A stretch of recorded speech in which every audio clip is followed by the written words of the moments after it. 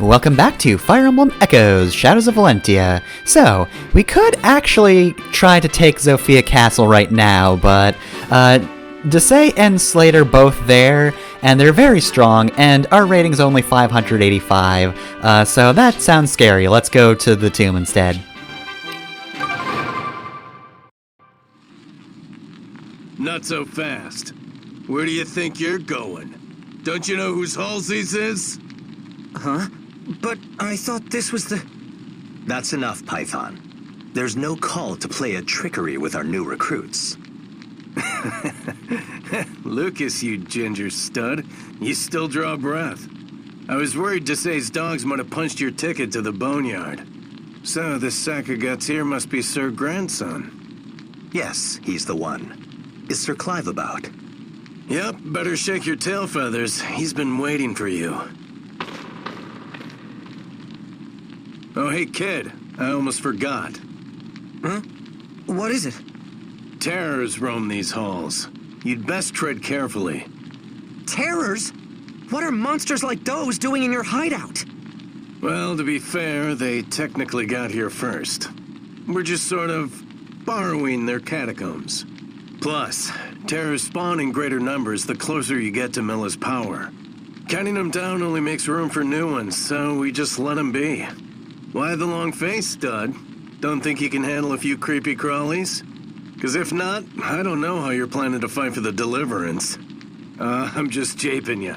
Get going, yeah? Oh, and hold your nose. Terrors stink. Great. Their hideout is guarded by an army of the dead. I love Alm's delivery there so much. So anyway, we can check out this initial hallway. There's our points such as the floor that we can look at. Dang.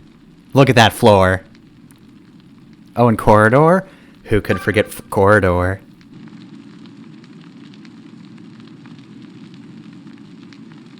That is just about it, though. There's no items. I was waiting for you to find some, like, super secret hidden weapon.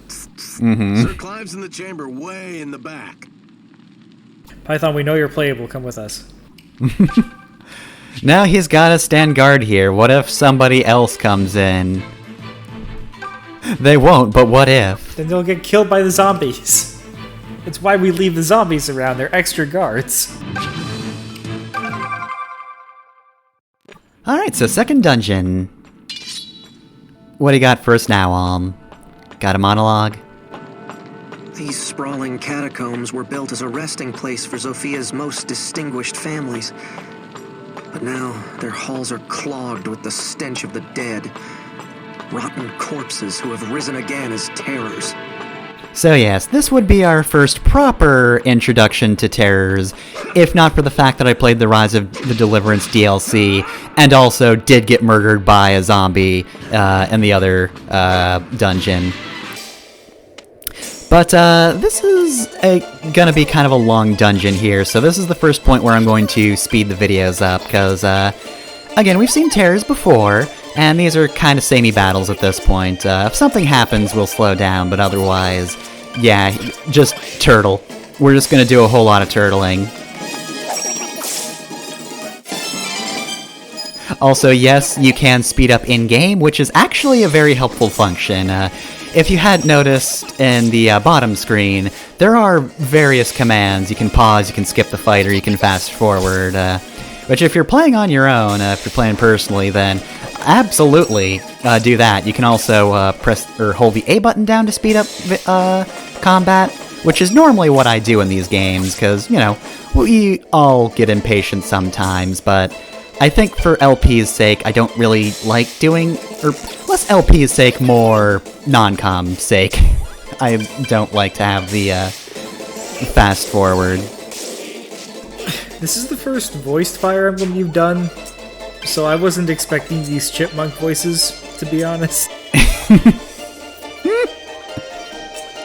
Yeah, it's great. We get to hear the battle theme and all the chipmunk characters. Christmas, Christmas time is here.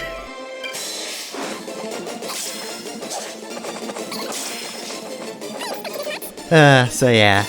What do we got for level? It's not a bad level. So anyway, yeah, let's see. Anything else about terrors that I want to say? I don't really have much. They might seem kind of intimidating here because they're in a pretty big group, but I've managed to thin their numbers down pretty well, and I don't think they can particularly do much damage against our current party, even the weaker members. We've been over this, but Silk will absolutely obliterate just about everything. She can heal.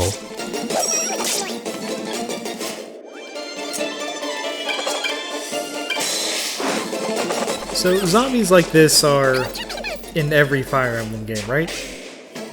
Not everyone, but typically, if the game needs some kind of monster character, they will have kind of a zombie as, like, the base unit. So you have your Sacred Stones, they've got zombies, there were the Risen in Awakening, and yeah, they're pretty much just here to be fodder.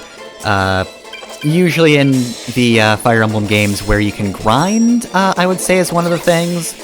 They kind of need an excuse for you to be able to fight a lot of a thing. Yeah. Because, you know, it would be kind of fucked up if you just killed soldiers repeatedly.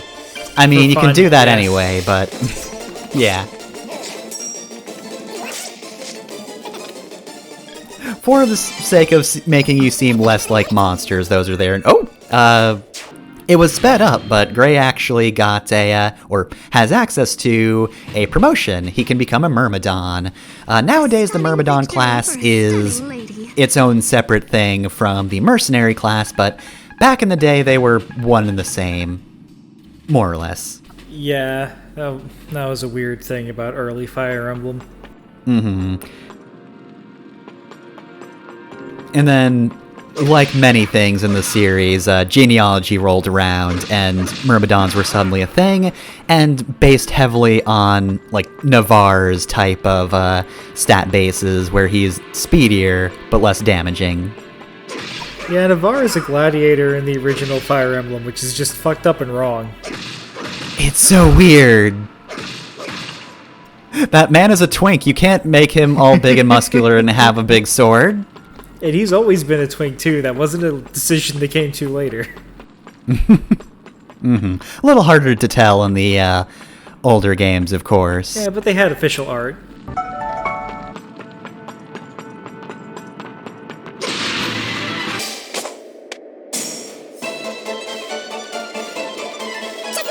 I was trying to think of what Fire Emblem games don't have monsters in them like this. I know Three Houses has giant monsters. I can't remember if they have zombies like this. That might be one of the ones where they don't actually have tiny monsters. It's all just the big guys. If you become a monster, you are very large.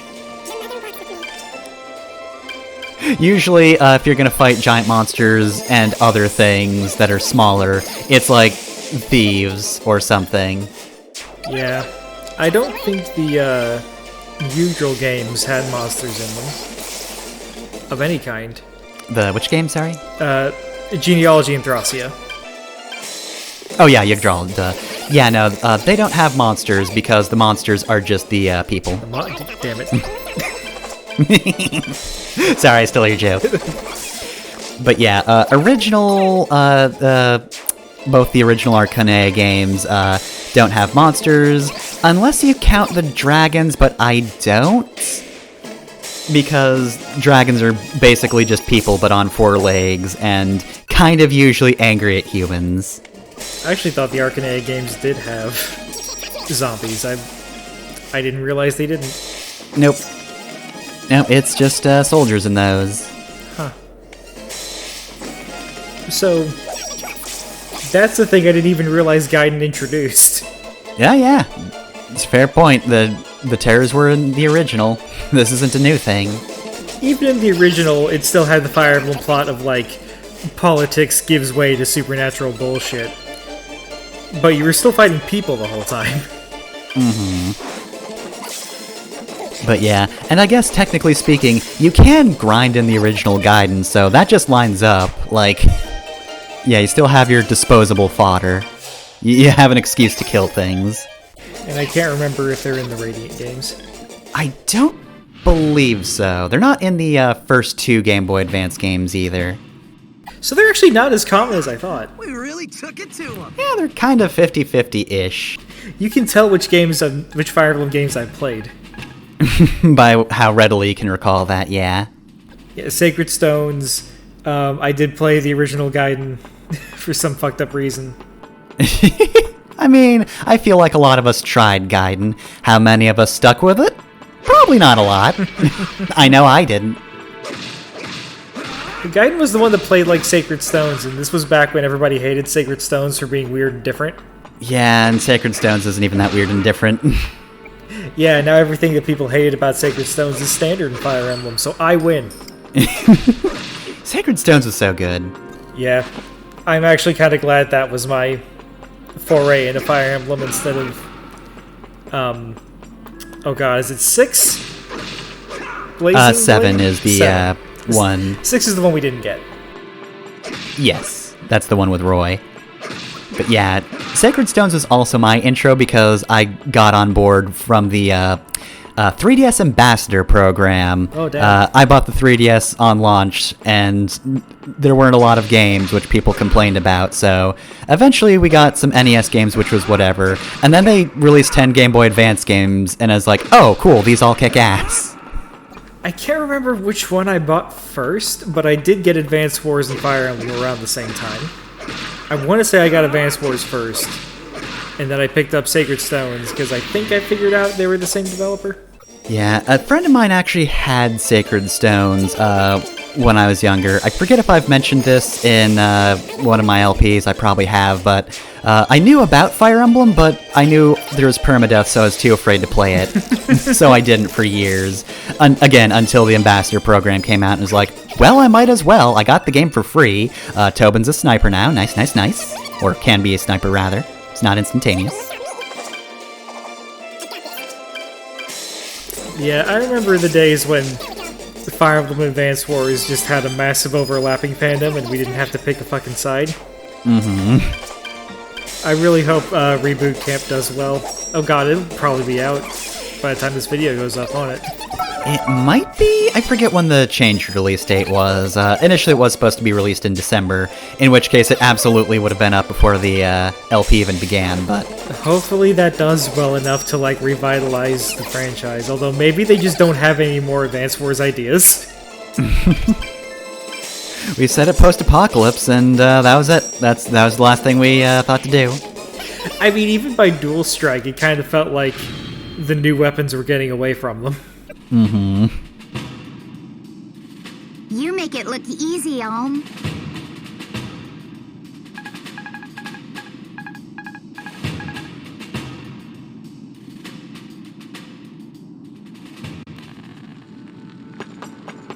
Anyways, we're gonna ignore this chest? I was just searching the rest of the room real quick. Oh. See, I have to have this leftover ale. It's very important. So yeah, what's in here again? Oh, that's just a silver pouch. That's just a lot of silver. But anyway, so we've talked about terrors, but I think we also need to talk about the Deliverance Hideout as an area, because it's really good and also kind of shows the difference between this and Gaiden. Thieves' Hideout wasn't really a huge improvement over, the original layout-wise. It definitely looked better, obviously, than Gaiden. But, it was pretty simplistic. It's a very straightforward, tiny dungeon, whereas this is a lot more complex. So, it feels a lot different, again, in layout compared to the first one we had to do. Whereas in Gaiden, it doesn't. Very few dungeons in Gaiden feel different from one another. I think it's pretty much the last one for a very specific reason, but the rest are kind of just squares that you walk through until you get to a fight. Whereas here you get to explore, which is cool. And again, the feel of this dungeon is way different from Thieves' Hideout, which, as long as you put any amount of effort into adding new stuff in terms of background design, it was gonna feel different. Because it's not a square.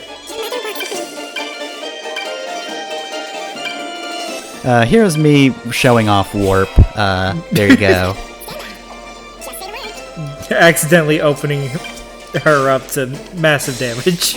I mean, massive damage.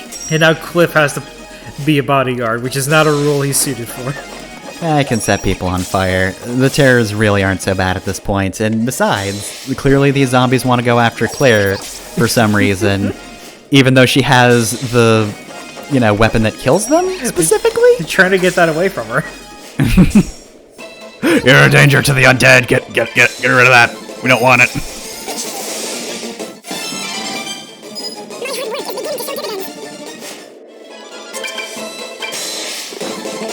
Just fucking tackle him, Lucas. You got this.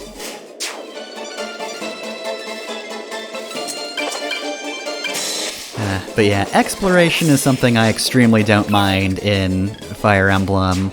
I think we've mentioned this before. Three Houses switches it so that when you're not doing fights, that's when you explore, which also works.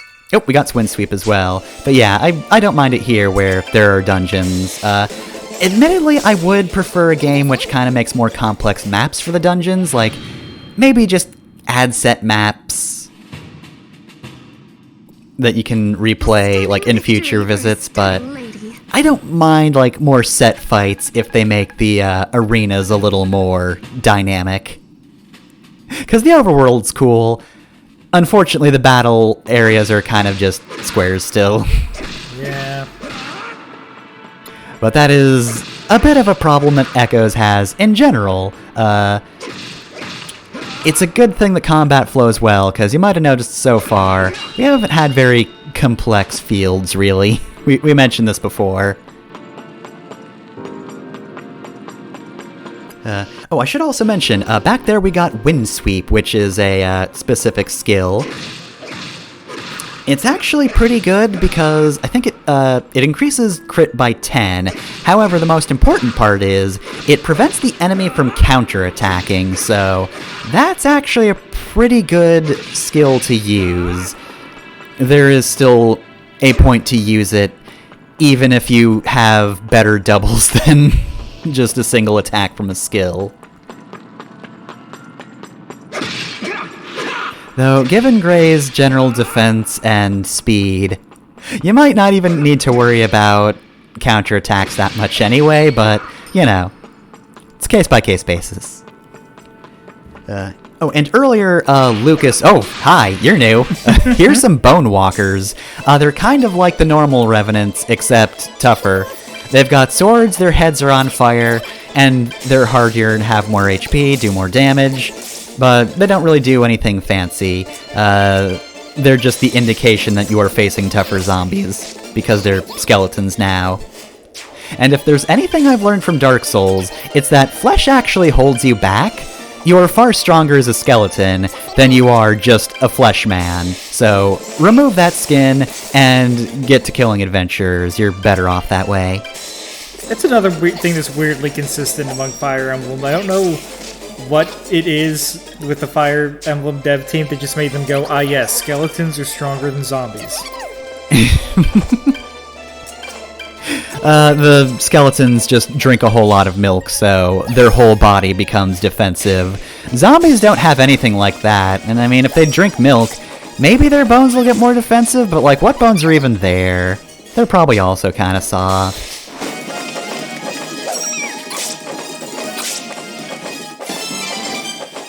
Oh, well, that wasn't great, Faye. Ah, well, you've gotten good levels before, so it's fine. All is forgiven.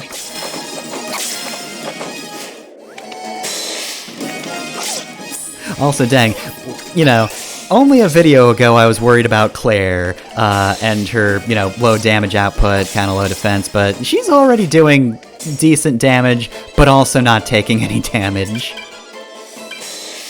Anyway, as I've been trying to say before interrupting myself, Lucas also got an ability earlier called Defensive. It's a command rather than a passive thing, which makes it a little less useful, I think. Basically, you activate it, and when you're next in a fight, you take 5 less damage from attacks, physical attacks specifically. But that's not all... Okay, again, it's situational. If you find a really powerful enemy, it might be useful, but Lucas is pretty defensive as it is. So you're better off just not wasting the HP and taking 1 HP from a hit anyway. I think in Three Houses the Dew had a skill like that, but it was either if he didn't move or didn't attack. Yeah, is something like that. It was basically used for turtling. It was a very useful skill to have, and I really enjoyed using it. Salutations, Om. Hello, Claire. And just what are you guffawing at? Such behavior is unspeakably boorish. Sorry, very sorry. It's just, who says salutations on a battlefield? Well, but I say it. Oh, very well. How would our fearless leader have me greet him instead? I'm not criticizing the way you speak, Claire. In fact, I like that about you. You do? Anyway, I'm going to murder this terror. By the way, I think I forgot to mention when we picked up the lightning sword, but yeah, it's got range, wait, no, thing I mentioned, I mentioned that there's another thing that I don't think is applicable, because I actually think it's a skill, that the lightning sword gets. Oh, Claire's actually looking kind of sad there. Oh, yep, Claire's fatigued. We'll have to take care of that. So, thankfully, it's actually pretty simple. As you can see, she's set to 9 HP, because she's fatigued. So, let's go to the convoy and grab something for her to eat, because 9 HP is not a lot to work with. Have a flower. You can use just about everything. The Fruit of Life is a permanent stat increase, but it also does cure fatigue. Oh, how rustic. It's water, Claire. You'll live. We all need it. Why is it the sparkling water? This doesn't have any Mio in it. You expect me to drink this? Yeah, controversial thing. Claire hawks Mio in Fire Emblem Echoes. I don't know. You don't hear people complaining about that product placement, even though it is really jarring.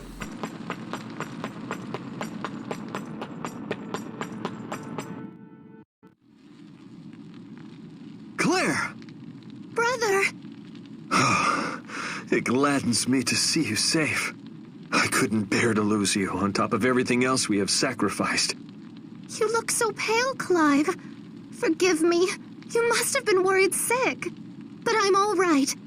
Alm and the others arrived before true ill could befall me. And you must be Alm. I've been looking forward to this meeting. Yes, sir. Please, be at ease. Such formalities are not required here. You saved the life of my dear sister. This makes you a friend. My name is Clive, and as you must already know, I lead the Deliverance. It's good to meet you, Alm. Likewise, Clive. I can't believe it. That's the Clive, in the flesh and everything. What? Is he famous or something? Tobin, I am sorely disappointed in you. Sir Clive captains the Knights of Sophia. He's the finest knight in all the realm. Seriously, man, read a book. Okay, he's clearly a big deal. But then why is the finest knight in all the realm losing the war? Well, he's obviously... he... Shut up, Tobin. How have we been faring, Clive? Not well, I fear. We lost many good men when the outpost fell. Too many. The morale of our troops has taken an ill turn in kind. I was hoping to present Sir Myson to them to reignite their courage, but... Please, don't judge my grandfather. I know he had his reasons, even if I don't know what they are. But I promise you that I'll fight every bit as hard as he would have, or harder. I just don't want you to think that... he's not... Peace, Alm. I understand. None here would dare think your grandfather craven. That being said, I would beg a boon of you. The same one I was hoping to ask of Sir Myson, in fact. Please, go on. If it's within my power, I'll do it. Then I shall state it plain. I would like you to become the new leader of the Deliverance. What? I mean, what? I'm not a leader? Clive, have you taken leave of your senses? This needs to happen, Fernand. You know it as well as I. It's true the Deliverance began as a group of like-minded Sophian knights, but it's grown into an army where most of our volunteers are of common birth.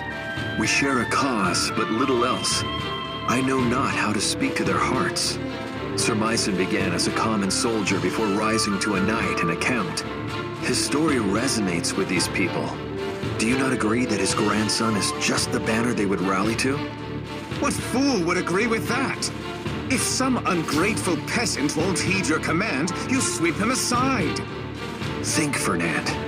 Are we so flush with soldiers that we can afford to drive able men away? I, for one, think it's a fine idea. You too? Knights don't have a monopoly on skill, and Alm is as able a fighter as any. Clive has done all he can to hold the Deliverance together thus far. But if our ship is astray, then we must chart a new course. Alm is that course.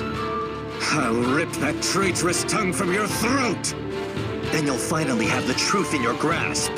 I lost friends at the southern outpost. Veteran men, yet dead all the same. We must adapt so we might end this war as quickly as possible. Please, just hold on a second. I know I said I would do anything in my power, but I can't... I understand what you can and cannot do, Alm. My lieutenants and I would continue to handle day-to-day affairs. We only need you to do one thing. Lead. You would be inspiring the troops and revitalizing the army. You are Sir Myson's grandson. I know you to be capable of such. I'm not so sure. Please, Alm. For me. For all of us. My brother tries to hide it. But I know the anxiety takes a toll on him. You can relieve him of at least a portion of that burden. I want to, but... All right. If you think me worthy, then I won't let you down. Are you certain? Then thank you, Alm. Thank you. Just... please, keep your expectations low. As you wish. This could change everything. The boy will make a splendid leader. Simply splendid. Without a doubt. I've heard enough of this idiocy. Fernand, what... I only joined this damned army because you were leading it. And now you want me to take orders from some wretched farm child? This is no mere farm child, Fernand. He has Sir Myson's blood. Myson? Damn him and his blood. They may sing of him as a hero, but no one even knows what wench the man sprang from. His entire story is a disgrace to the Sophian nobility. You need to invoke the name of that old man to control your men? Pathetic. Enough! I lost my taste for this long ago. We were supposed to be a band of noble knights, united in purpose, upholding a tradition, restoring the old order to Sophia. Now, the Deliverance is full of base-born serfs trying to lord over us. Like your Lieutenant Forsythe, or that Python, true to his name he is. Both of them have proven themselves on the battlefield time and again. Are you suggesting I deny my men fair reward for their achievements? What incentive would they have then? The damned army wouldn't function. Hear me, Fernand. Hear me well. I know you have your reasons for closing your heart to the common folk. But please, for the sake of our ideals, you must think beyond them. No, Clive. I will not. I would rather die than kneel to some whelp who was birthed in the hay. Today, we part ways for good and all. I am finished with you and your Deliverance. Farewell. Fernand, wait!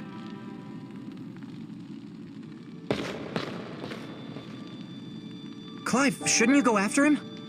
No. I knew this was coming. We've had no shortage of clashes lately. I cannot force him to see things as I do.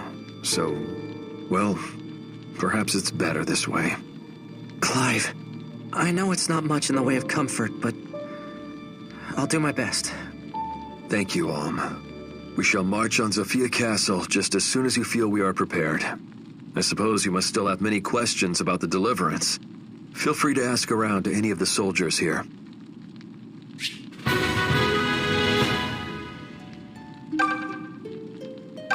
Greetings, friends. The Deliverance welcomes you.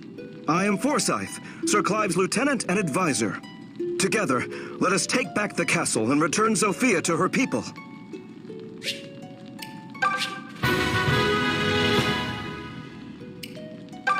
We've received word that Emperor Rudolph's nephew is visiting Zofia Castle. Not only is the lad a general, but he's also first in line to the Regalian throne. That's due to the Emperor not having children of his own, you see. Anyway, he's said to be tough as nails. I sure hope I don't have to face him. Sir Clive's lover, Lady Matilda, used to fight by his side in the Knights of Zofia. She was every inch as strong as him and clever as an old cat to boot. But Desai took her captive and now keeps her locked up in his fortress. He's made many attempts to use her as leverage to force our surrender. But still, Sir Clive refuses to submit. One day Desai will tire of these games, and then she'll be in peril most dire. Knowing this, Sir Clive grows less bold as the days pass. Who can blame him?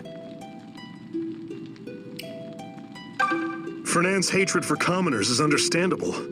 The peasants living on his lands were starving because of the drought. They blamed Fernand for not providing for them and stormed his manor.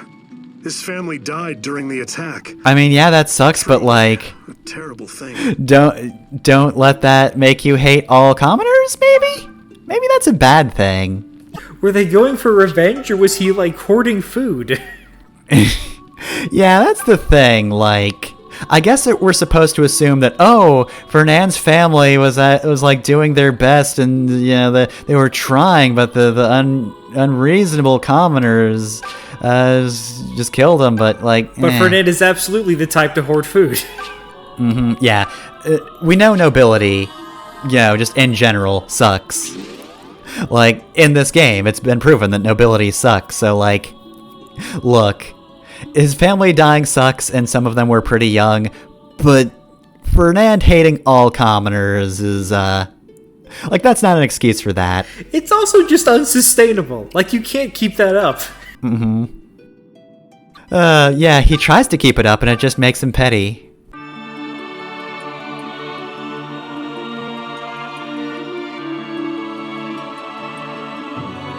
Anyway, Tobin's a sniper now.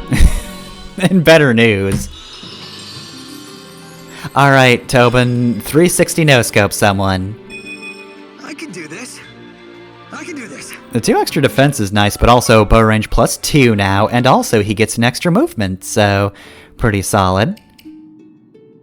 And let's make Graham Myrmidon, which gets 3 defense, so again, yeah, Myrmidon being part of the mercenary line is just so weird. Isn't Myrmidon like Greek for ant? Oddly enough, I don't know. I only know the Myrmidons as Achilles' group. I thought they were like related to ants in some way, or compared to ants. Maybe so, but yeah, I've not checked the etymology myself.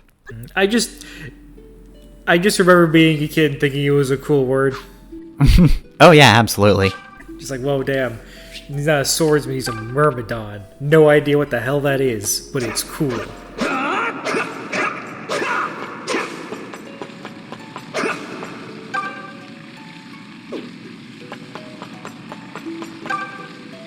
Ooh, good fountains here. We've got speed and attack, both of which are highly useful.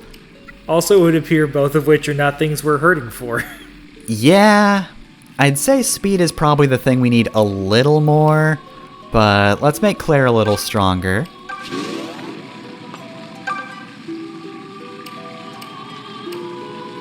Like, Forsythe's a little slow, but like, yeah? He's another knight. We'll get to Clive and the boys soon enough. We have one more guy to pick up, though, so I'm gonna wait for that. Or sorry, defense and attack.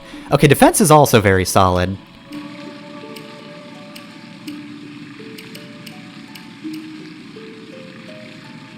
You're probably waiting until we see Forsythe in actual action, but it is interesting that instead of the red and green Cavaliers, they give you red and green Knights. Yeah, they give you, like... Sometimes they change up the dynamics. Yeah, that is one thing I've always liked about Fire Emblem, is how they play around with archetypes. They're there, they make comparisons easy, but also, like, if you're paying attention at all, you can tell that they're different. Oh yeah, they change them around so much. Like, the trio with a very specific attack in Path of Radiance isn't the usual, like, mono class. Yeah, it's 2 bows and an axe guy, right? I think so, yeah. Heading off, are we? Well, take care. Don't let the tears bite. Huh? Am I coming with you? Well, I could, but I don't have to. Maybe I want to hang out in a tomb. You ever think of that? We're gonna recruit him. Alright, so we'll see all their stuff. The Deliverance boys are back in town. So now I can actually talk about how they work as units. Starting with the leader of the bunch. You know him well. It's Clive. He is... well, he's okay. His main advantage here is that he's a Cavalier. So if you didn't nab any Cavaliers from the Villager squad, well, he fills a niche. However, he might be a little less than stellar on most fronts. He's got great HP and great attack. And that is kind of it. It's not that the rest of his stats are particularly bad, but they're also not terribly exciting. His skill, speed, and defense aren't really anything to write home about, and other characters do that stuff better. It's not that he's going to be terrible at hitting things, or awful at getting doubled by enemies, but he's also not going to have any particular advantages in that respect either, so... again, he's got the advantage of a niche, provided you didn't shove anyone else on a horse. And movement is very important, don't get me wrong.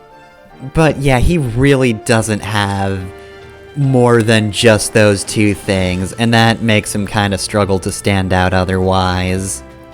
I mean, he's got 1 resistance and a 2% growth rate, which can be comparatively better than other characters, but not by much. Next off, we have Forsythe, who is a little more interesting despite being a repeat unit. Like, a for certain repeat unit. We already have Lucas, but Lucas is very much a traditional knight. He is good at taking hits. He has high defense and high HP.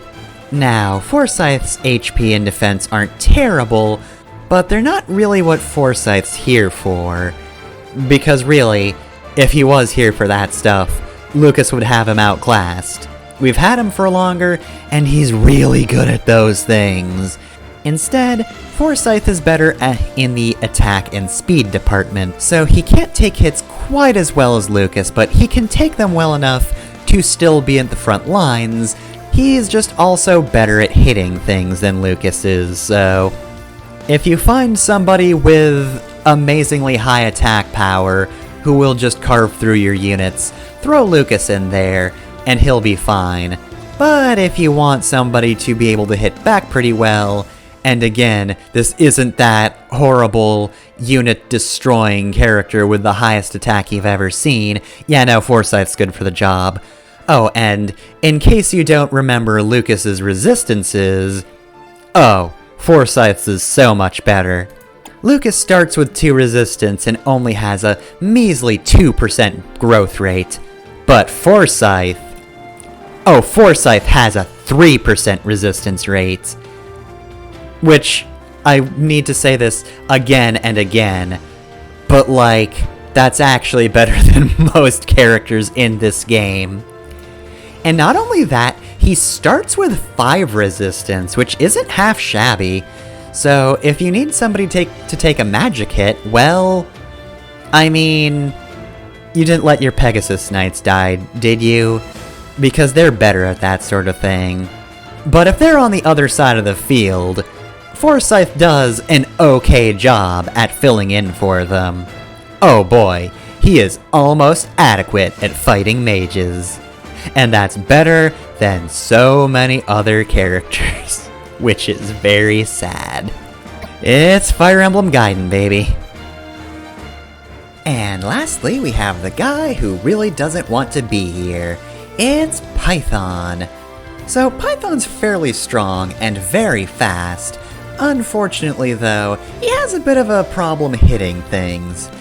His skill growth rate could be better, and his skill base is, oh no, that's bad.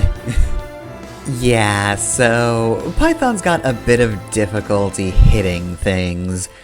That can be mitigated a little bit with certain bows because they have skills that can improve your hit rate, but unfortunately that does kind of interfere with his actually good stat, again, that being speed.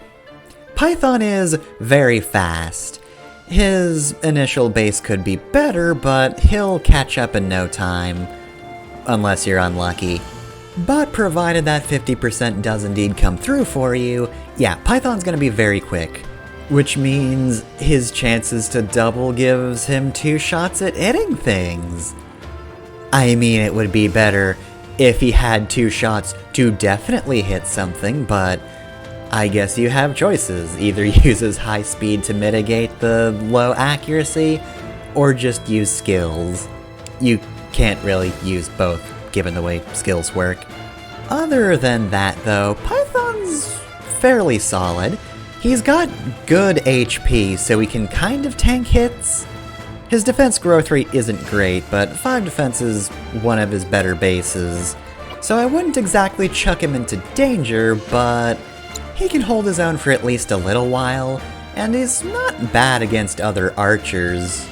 Surviving against other archers. Hitting them, again, bit of a problem. And when he does hit hard. So I can't exactly complain about that. I also can't complain about his resistance. He has 4% as a resistance growth rate, which is godly. How is this boy so resistant to magic? Better trained people cannot take magic for shit, and yet 4% growth rate and a 4 base.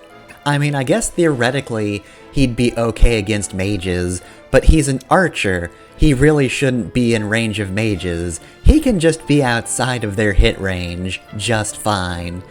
So if you're going for a preemptive strike, that doesn't matter too much. Otherwise though, yeah, no, like all archers, he should be behind a wall of muscle. He works very well when you cannot smack him. I mean, look, he can kinda dodge, but best not leave that to chance, right?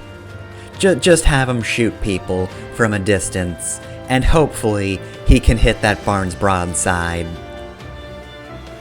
3 skill at a base, though, I mean, come on. Alright, so I've thrown up those, stat sheets, so... Alright, that'll be it for this episode, though. Onward to Sophia Castle. We must wrest the castle from the Chancellor's grasp. Lead us well, Alm. I'll do my best.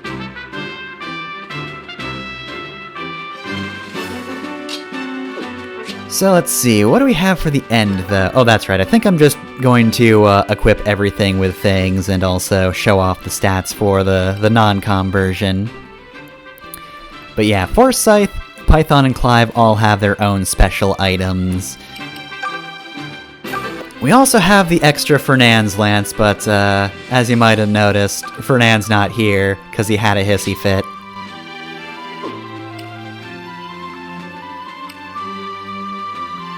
Or sorry, I don't think Forsythe has his own thing. Python's got a bow. I don't think Forsythe has a thing, actually. Well, clearly he's going to take Fernand's Lance. Well, he's not using it.